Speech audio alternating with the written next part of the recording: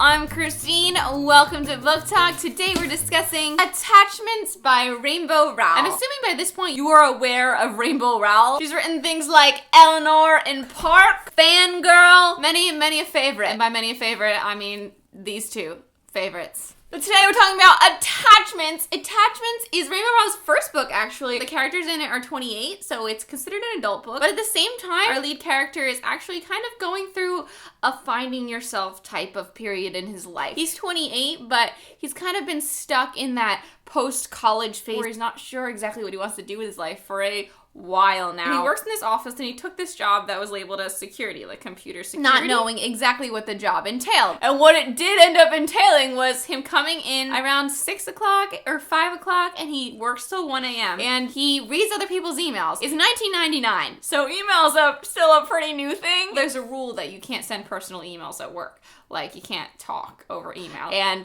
these two friends talk over email all the time, and he's supposed to kind of send them a warning, but he doesn't because he starts enjoying their conversations, and there's a love connection going on. It was full of the typical wonderfulness that comes with a Rainbow Rowell book, and the adorable characters. I think I would give I'm gonna give Attachments 4 stars because I didn't love it as much as I loved Fangirl. I liked it equal to Eleanor in Park. I love Eleanor in Park. I loved all her books. They're all really nice. But Fangirl is my favorite, and I'm reserving 5 stars for that one. I think that's all I'm really gonna say for non-spoilery. I just, in general, recommend picking up a Rainbow Rowell book. She has a new book called Landline coming out in July, and I'm super excited for that one. It's another adult book. So the characters are older, but I don't care because I love Rainbow Rowell. I think this is where we depart, non-spoilery people. Goodbye. I'm gonna talk about the book in more detail now because that's what I want to do. Okay, bye, non-spoilery people.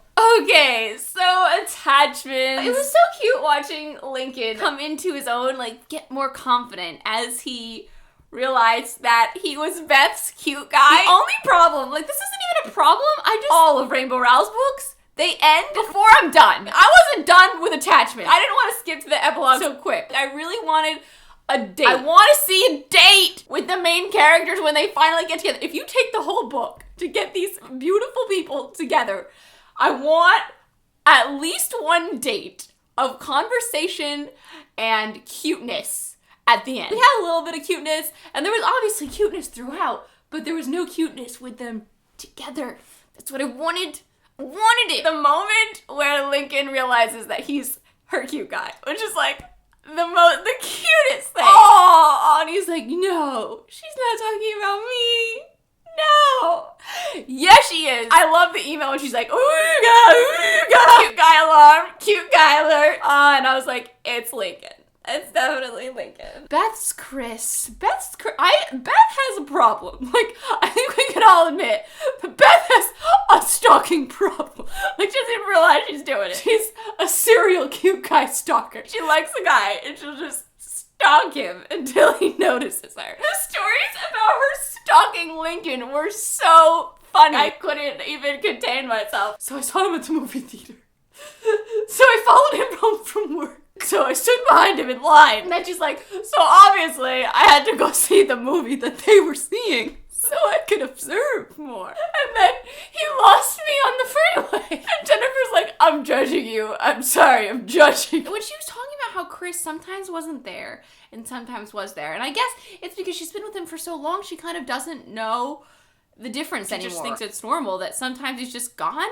Sometimes he's just a ghost. A few lines at the end when she was lying in bed with Lincoln and she's like, I didn't know that love could be like this. Like, the lights are always on. I really loved that. Didn't make up for the fact that I didn't get to see a date.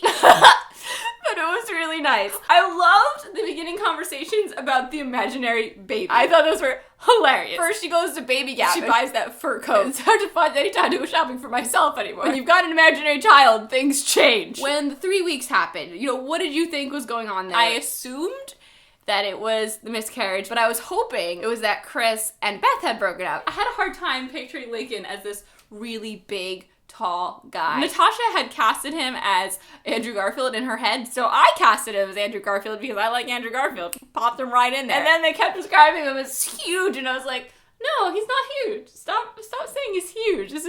You're ruining my images. It was really interesting to me the way the book was told because I wasn't expecting that at all. I thought it was going to be from dual point of view. It was not.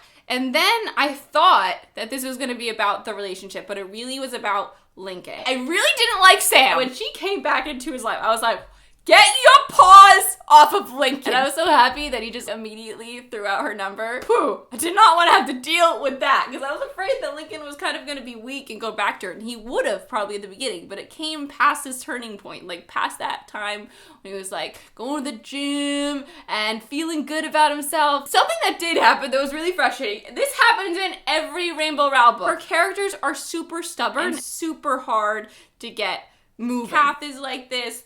Eleanor is like this. They're really stubborn. They'll have these opportunities to kind of grow and just try to grow, but they don't do it. They're like, they chicken out and they go away. Eleanor did it when she went to Park's house. Kath did it all the frickin' time at college. And it's just like, Kath, just go out with them one time, please, they're your friends. The same thing happened with Lincoln. We finally work up to this moment where he's like, I have to talk to Beth today. He spends the whole weekend running through lines, like, how is he gonna talk to Beth? Which reminds me, oh my god, I just so badly just wanted to go up and just ask Beth out. Like, what is the problem? And then Christine, his friend Christine is like, no, you can't date her. That's too weird. And I'm like, shut up, Christine! You're ruining this for me! How dare you pretend you have my name? I would never tell him that. He's like, I'm going for it. And then he's like, oh wait, no, must leave office. I can't handle it. And I'm, typical Rainbow Rowell character. So stuck in your ways. And even the note at the end when he was gonna quit his job, I was like, could you just ask her out now? Like, just ask her out. Ask her out. Like, she obviously likes you. She's not gonna say no. This is so dumb. And then he could have explained it so much quicker. The note was vague. Like, he didn't say anything. He didn't leave his name. Didn't leave his number? Like, how is she supposed to find you if you don't leave a number? It was so funny thinking about this in 1999, because I was 9 years old in 1999. I had just gotten AOL, and it was really interesting thinking about these people who were in their 20s in 1999. Lincoln's older sister, Eve, she had an 8-year-old kid, and that 8-year-old kid was like me. Like, I was that age. So strange seeing it, and interesting seeing these things from a different point of view, and the clothes that she was describing, like the club attire with like the neon bra straps. It was just like, oh, Sam was wearing a sash, like a scarf belt, and I remember scarf belts. Oh, I used to wear scarf belts. This is so weird. The whole book, we're waiting for them to meet. This is the thing. I thought this was gonna be about the relationship. It wasn't. The whole time though, I'm still waiting for them to meet. And I'm like, okay, they're probably not gonna meet till halfway through. Get halfway through. Okay, they're probably not gonna meet till like 3/4 of the way through. And they kind of meet. She walks into the room and is like, hi Doris, gets her beef jerky and leaves, you know, because she's stalking him again. But that's it. Chris, oh, like the worst possible time to tell her that you're never gonna marry her at her younger sister's wedding. Why? So they don't actually meet until after he leaves that note that doesn't give any information except that he used to read their email. They meet again 6 months later. She sits down next to him just as he's about to leave, and they just make out through the whole movie. They go to the break room and sit on the floor and talk. And I completely believe that in a way he was in love with her, even though they hadn't really spent that much time together because he knows so much about her. But her, on the other hand, she hasn't seen much of him at all. She knows secondhand that he's really nice. She stalked him a few times, but she doesn't know anything about his personality. And the fact that she feels like she's in love with him. She's like, do you believe in love at first sight? That sort of a thing. I mean, I guess that's kind of a cute thing to believe, but I don't feel like she loves him right off the bat. She kind of alludes to the fact that she feels like she's been in love with him ever since she saw him. I don't know, but at the same time, it was cute. I mean, and I like that at least we got this. We got this conversation about what had gone down. You know, it just didn't end in the movie theater with her sitting next to him or something, because I was afraid. Like, Rainbow will end things at any moment. I was so afraid when I was reading Fangirl that at any given time it was gonna be like, done. The rest of the pages are just acknowledgments. But even after that, we get a little epilogue chapter where she met his family and stuff. I would like to see that scene. That would have been nice. Just that scene. Just like the family dinner.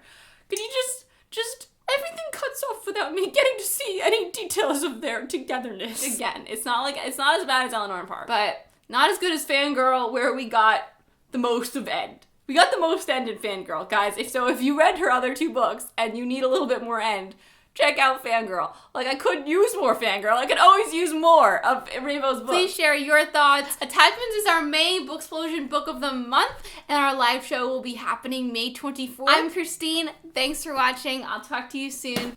Bye!